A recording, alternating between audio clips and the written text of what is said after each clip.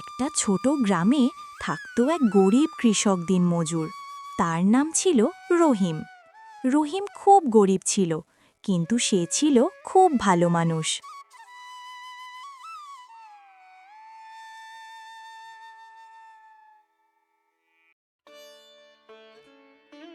আল্লাহ ভরসা, আজ যদি একটু কাজ পাই।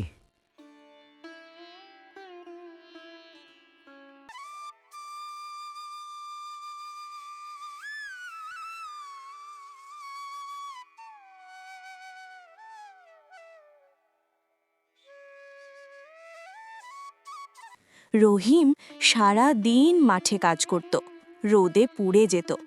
সন্ধ্যায় খুব ক্লান্ত হয়ে বাড়িতে ফিরত।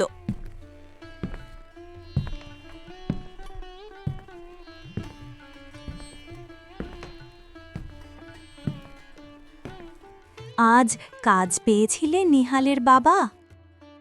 না গো নিহালের মা, আজ কাজ পাইনি আমি।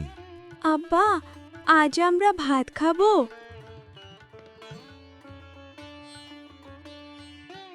রহিম চুপচাপ দাঁড়িয়ে আছে।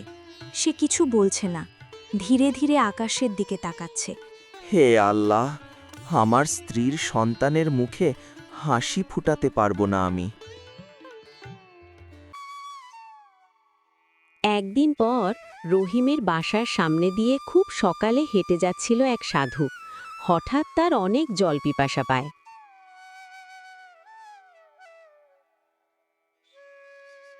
কেউ কি বাসায় আছেন মা? আমার খুব জল পিপাসা পেয়েছে, একটু পানি খাওয়াতে পারবে মা?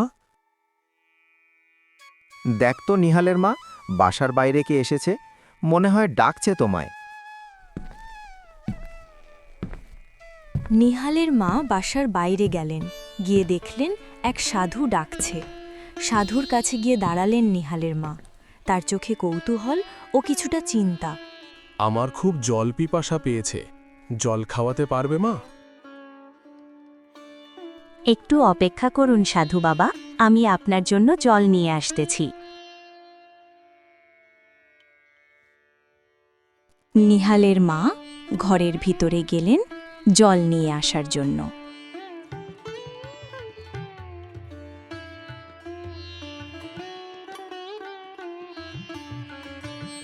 কে এসেছে নিহালের মা?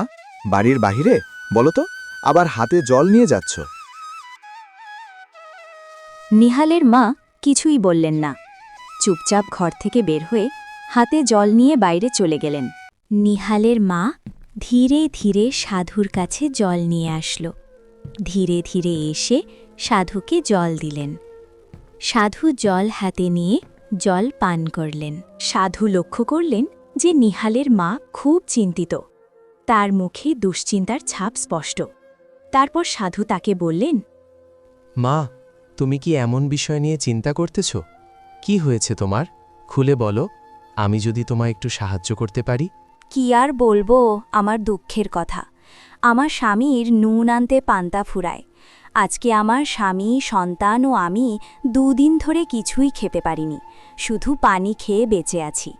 এত চিন্তা করো না মা, আমি তোমাকে কিছুই দিতে পারলাম না। এই নাও একটি পুটলি। এখানে একটি জাদুর আম গাছের চারা আছে। তোমার স্বামীকে বলবা এটা যেন মাটিতে পুঁতে দেয়। আর জাদুর গাছের আম সারা বছরই থাকবে।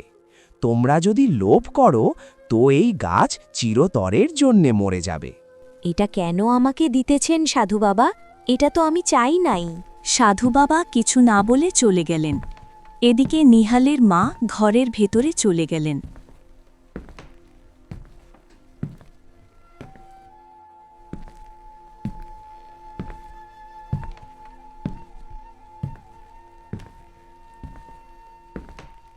ঘরের ভিতরে নেহালের মা আসতে নেহালের বাবা বললেন, কি হয়েছে নিহালের মা?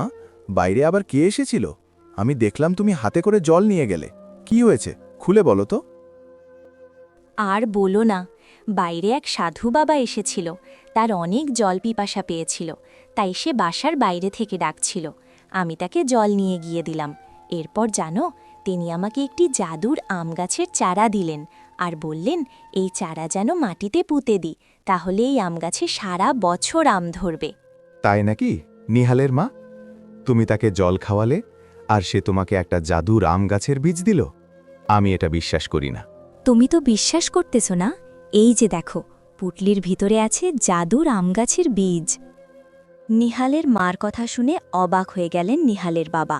চলো তাহলে যাই, তোমার এই জাদুর আম গাছের বীজ মাটিতে পুঁতে ফেলি। হ্যাঁ চলো, তাড়াতাড়ি বীজ মাটিতে পুঁতে ফেলি, আর এইবার যদি ভাগ্য বদলায় আমাদের।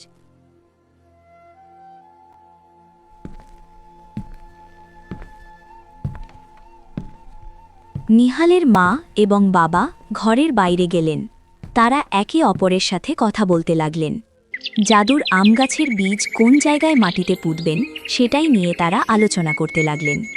কোন জায়গায় বীজ রোপণ করলে ভালো হবে? নিহালের মা, আমি তো বুঝতে পারছি না কোন জায়গায় চারাগাছটি ভালো হবে বলো তো। ওই যে ফাঁকা জায়গাটা দেখতেছো না, নারিকেলের গাছটার পাশে যে ফাঁকা জায়গা আছে, আমার মনে হয় ওখানেই আম গাছটি ভালো হবে। নেহালের বাবা ধীরে ধীরে নারিকেল গাছের কাছে গিয়ে দাঁড়ালেন। তারপর হাত দিয়ে মাটি খুঁড়লেন। মাটি খুঁড়ে তিনি বীজটি সেখানে পুঁতে দিলেন। এই দেখো নিহালের বাবা, বীজটি কত তাড়াতাড়ি বড় হচ্ছে। এটা তো দেখে সত্যিই জাদুর আম গাছ। এত তাড়াতাড়ি কিভাবে সম্ভব? নিহালের বাবা ও মা দুজনেই অবাক হয়ে গেলেন।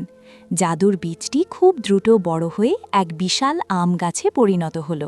নিহালের বাবা, আমি তো বলেছিলাম না, এটা একটা জাদুর আম গাছের বীজ। তুমি তো আমার কথা বিশ্বাসই করতে চাওনি। সাধু বাবা আমাদের অনেক বড় সাহায্য করলেন। হ্যাঁ, সত্যি অবাক হচ্ছি। দেখছো গাছটা কত দ্রুত বড় হয়ে এত আম ধরেছে। এই আম বিক্রি করে আমাদের সংসারও ভালো চলবে।